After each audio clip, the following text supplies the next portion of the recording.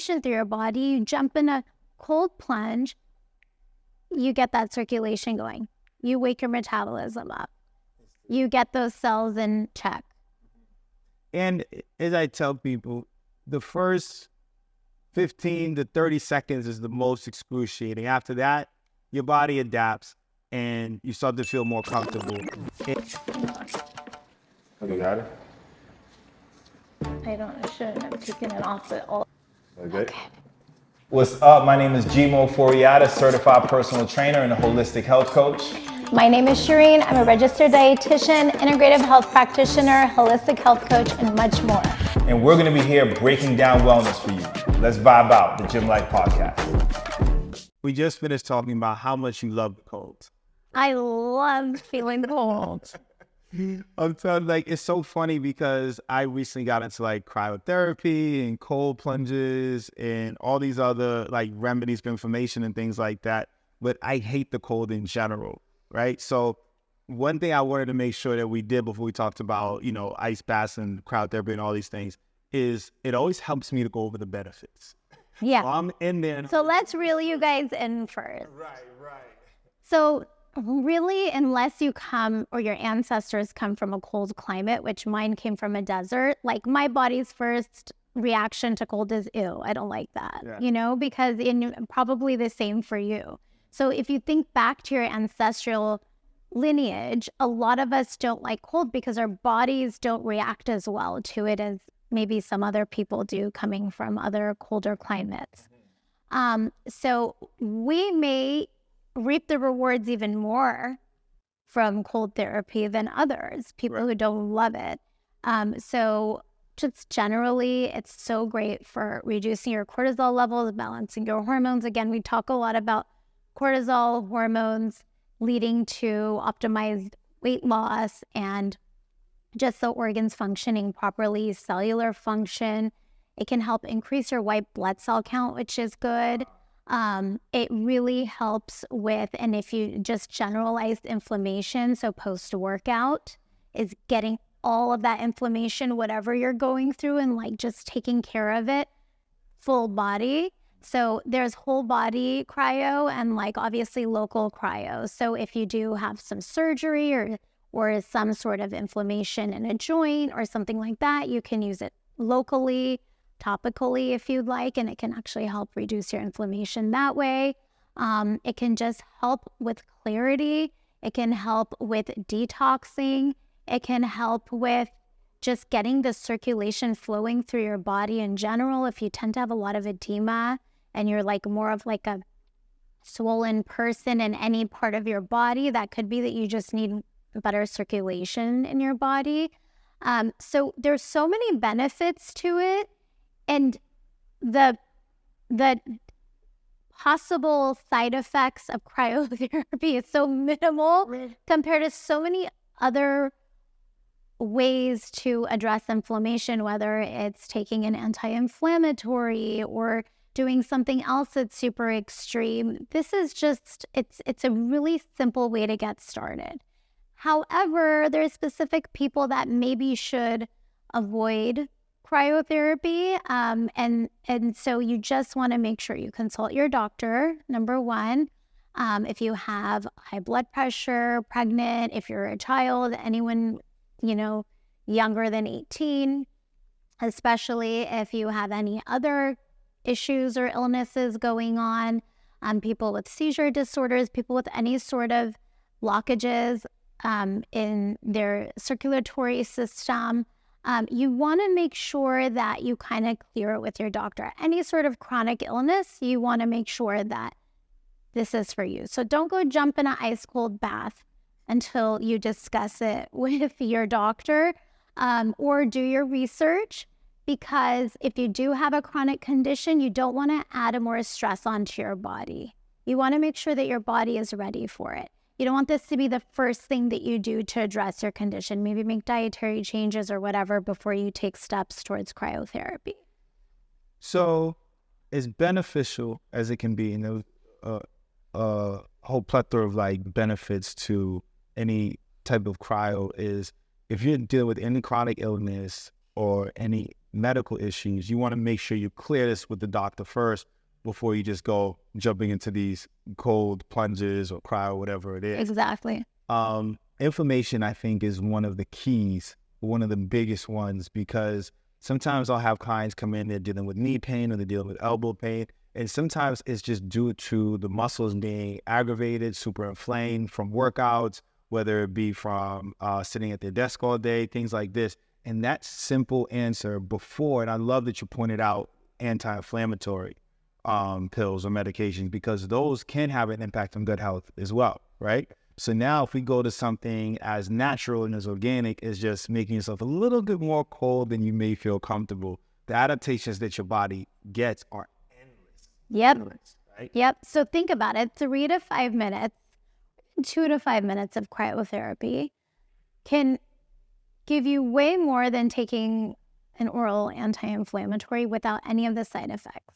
So I don't want to get into too much detail about the side effects of taking oral anti-inflammatories, but taking NSAIDs or anything like that can actually put, a strain on your gut lining, your liver, all of that.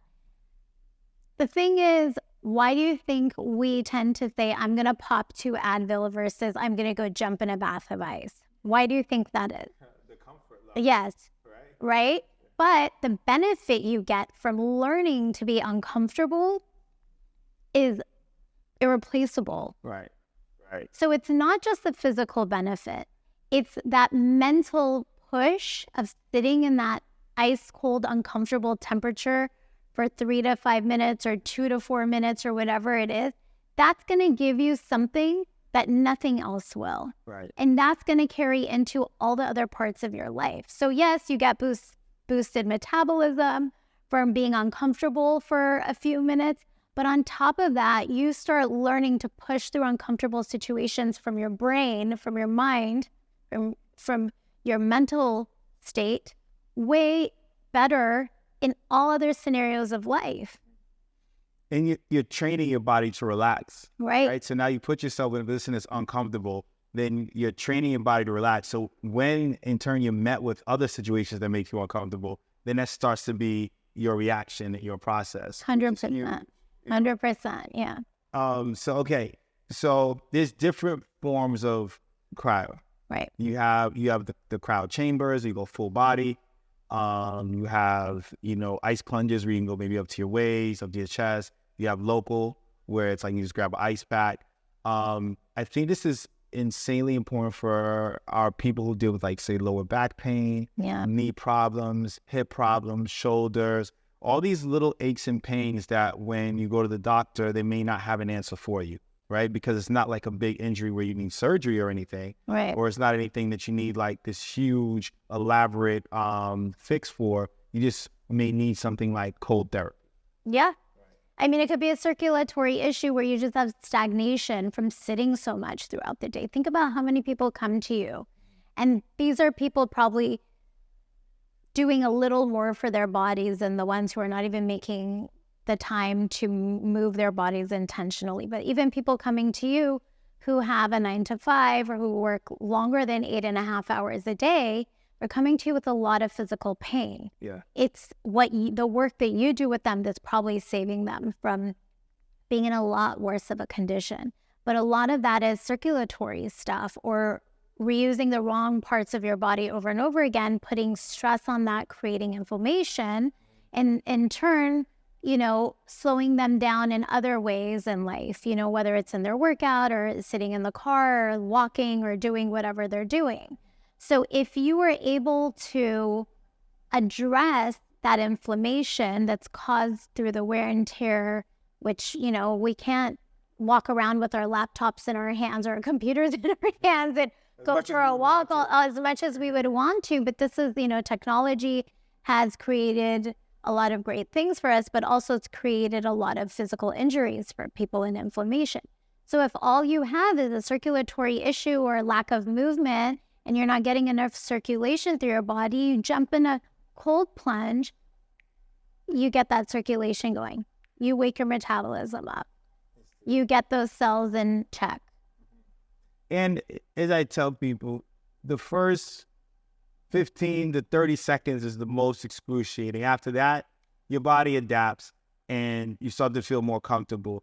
And that process of going from pain to it being okay, there's so much that happens during that time, right? I would also say like the importance of trying this before you go to anything big, right? Like, so for example, and I'm sure you hear this all the time, people coming in when they have their little aches and pains. And sometimes if you don't want to go to do something elaborate as going, putting your whole body through this crowd, is just finding that ache or pain and trying putting ice on it, right? Because now this helps to decrease that inflammation and help those muscles contract where that could be. Right, exactly. And again, like if you've had surgery, you want to talk to your doctor about it. They will likely recommend ice, or like ice packs. But there's a time and a place for even local, cryotherapy. So with those things, if you've been cut open or if you've had any sort of serious injury, you don't want to just put ice on it for like a month. If it's acting up, there could be other things going on. So just to keep that in mind. Right. Don't jump right to it. Yeah, don't just be like, I'm going to douse my entire body. I just had surgery and I have incisions and I'm going to jump into a bath or put wet ice on my knee. So you want to make sure you do it intentionally and you clear it with your doctor. But just to kind of to discuss the differences between whether you decide to jump in a wet bath or go into a chamber where, you're using nitric oxide. You want to make sure that it works for you. Wow. So some people don't want to get wet. So you can go in a chamber, but if you go in a chamber, you need to have a colder temperature to be as effective as if you were jumping in like a bathtub of cold water. Right. So just keep that in mind. You want to make sure that you're choosing what works for you, what's more tolerable, but there is a difference in temperature and effectiveness in temperature. Yes. So if you're going into the chamber, that's going to require a lower temperature versus if you're going into the ice bath. Correct. Right. Correct. And I guess it's all a preference thing. Right. Some people are like, I don't want to go and get wet and all those things. Other people are like, well, I don't want to go into something that's negative 230 degrees. Right. And like some things are more trendy, like the tub is a lot more trendy now, but before the chambers were really trendy, really you have to do what works for you. But if you were going to choose what's best, I would choose a tub. Choose a tub. Yeah. Yeah. If that's accessible to you and if you don't have any open wounds. Right. Or anything like that. And also too, just make sure it's starting up incrementally. Right. Versus like going in there and just like forcing yourself to stay for this, extended amounts of time that you're too uncomfortable in. Exactly. Right. So I'm so glad you mentioned that. So we want to be uncomfortable, but not uncomfortable to the point where our blood pressure is going to skyrocket or where we see our lives flashing before our eyes. So everybody has a different tolerance. Yes, you want to build a stronger mind, but be compassionate with yourself through the process. Don't be like, my friend went in for 5 minutes their first time, so I want to go in for 5 minutes. If it's 1 minute, it's 1 minute. Yeah. You need to know your limits. And you can always build up. There's always room for improvement. Yeah. And the beauty of it is, whatever your highest threshold is, you're still going to get those benefits. It's not like you have to go 5 minutes to get the benefit. Right. It's about hitting your threshold. And I think also too is treating it more as like a project to be curious about rather than something that is like this set amount of time you have to do. So for example, if I say, let me just see how long I can go. And I put the timer there and I breathe versus like, I'm going to do 3 minutes. I'm going to do 5. It's going to be a lot more excruciating versus if you look at your body as like this lab, this testing project where you're like, I want to see how long my body can stay in there and what my body does and how my breathing is and how I respond to it. It then tends to make things a little more easy. For sure. And I love the fact that you always highlight setting realistic goals. Yes. Because I think, in general, we tend to encounter a lot of people who are setting these really crazy goals that may not be achievable to them, or they may not be ready for those. And then people just get disappointed and are like, oh, forget it. I'm not even going to try. So yes, set realistic goals always. Yes. Yeah. Very important. And I think it's always because we are very familiar with the all or nothing kind of mentality, right? Where it's like, even if I went from working out nowadays, now I just want to go work out 7. I've never done any kind of cryo. Now I want to jump in and do 5 minutes, right? And just highlighting, especially that you can get those benefits within that 30 seconds to minute if you just incrementally bring yourself up. 100%. Right. And I want to kind of tie this into the breath work as well, right? Oh, yeah. Now, couldn't this be a great place to practice breath work while you're doing some level of cryo? 100%. It's actually one of the greatest times to practice breath work because your body is under so much discomfort and stress that it's a wonderful time to center your mind, to focus on the inner part of you, to tap into how you're feeling, to get your clarity, the purpose of why you're doing this, and just be able to optimize the entire, session of your cryo, whether it's for 2 minutes or 3 minutes or 5 minutes.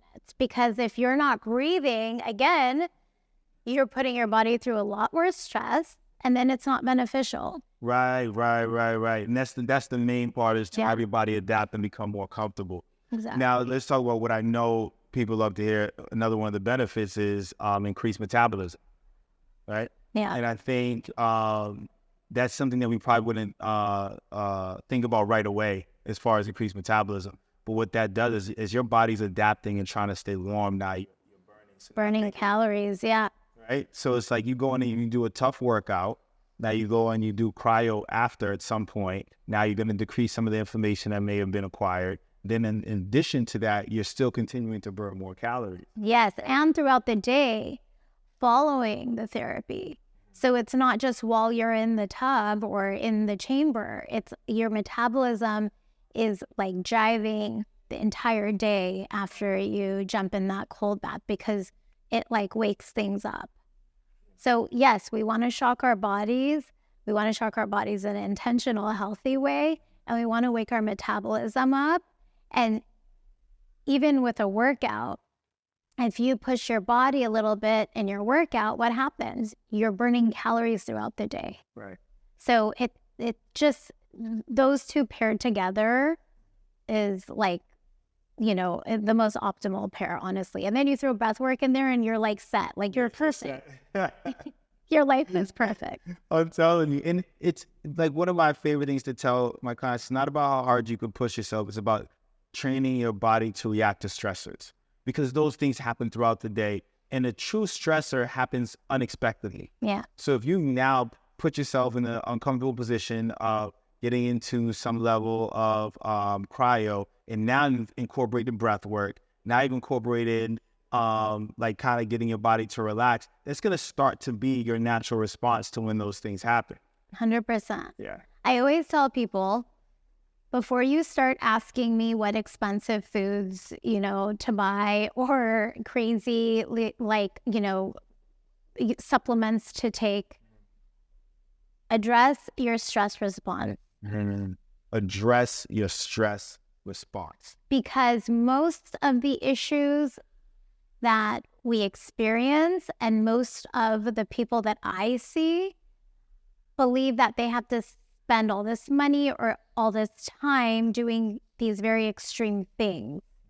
And I always like to start with managing your stress response first, which is probably the most uncomfortable thing for people to do for some reason. Right. And it's probably it seems the easiest or the most accessible, but that is really going to be your ticket to your ultimate success in achieving whatever the goal is that you want to achieve, whether it's looking a certain way, feeling a certain way, or all of the above.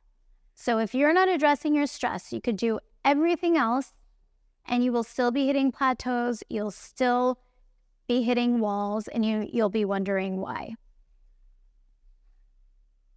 The impact of stress on the immune system, right?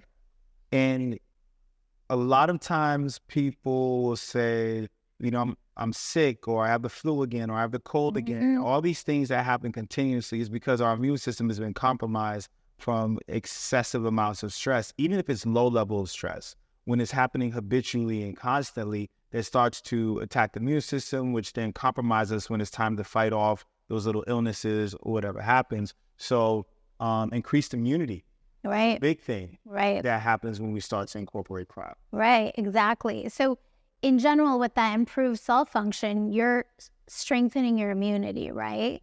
So when you have more resilience, you're not going to be hitting those walls and plateaus as much in your life too. So think about if you're doing all the right things, but you're always getting sick, a lot of times when you're down and out, you have to almost start over, right? So when it's okay to get sick, but you don't want to always be sick or always have a flu. And it's important to be sick once in a while to help rebuild and regenerate.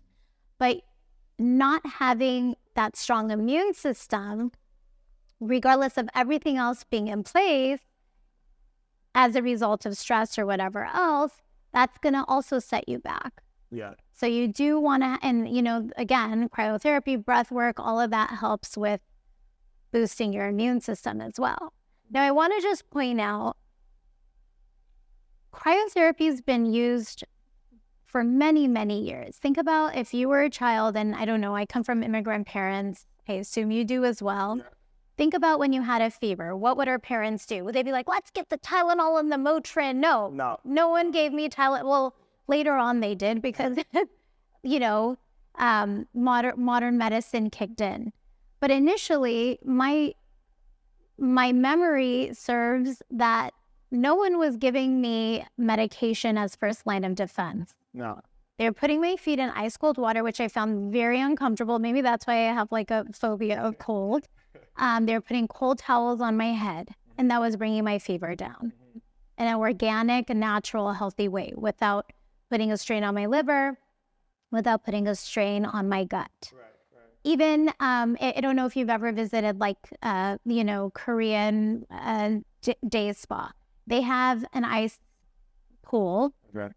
And the first time I visited, I was like, what is going on? There are all these older women, like in their 70s, 80s, even 90s, jumping in this ice cold water. And I was like, how are they doing this? And this is something that they've been using, this practice they've been using in their culture for many years. These women are healthy, they're flexible, they're vibrant, they don't have inflammation, they have healthy teeth, healthy hair. And so that got me thinking, like, there's definitely is a method to this madness. Because when I think back at, the source of where this came from, this has been around for many years. Right. We've just commercialized it now, but it's been proven to work time and time again. Right. No, very true. And I think that goes back to the concept that it's right there in front of us, like how beneficial it is. Yeah. You look and you see, and there's the side effects can easily be negated by you just being aware and not overdoing.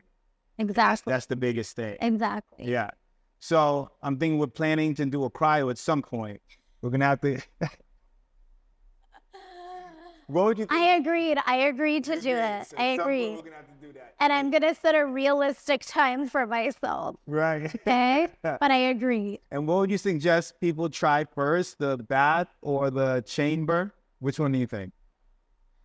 I mean, I don't think it's about what you try first. I think it's about what you're most comfortable with. What you're most comfortable with. So what you're willing to do, whatever you're willing to do. Okay.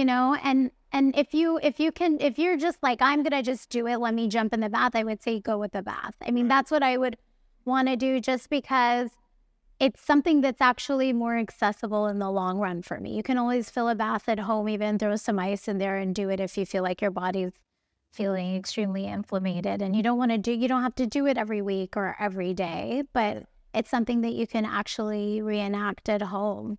You can go roll around in snow. That's also cryotherapy. So it's all, there's a lot of ways to do it, but I think I would start with the bath if I had to choose. Super simple. That was my favorite one to start with. I'm sure it was. I can't wait to try. All right.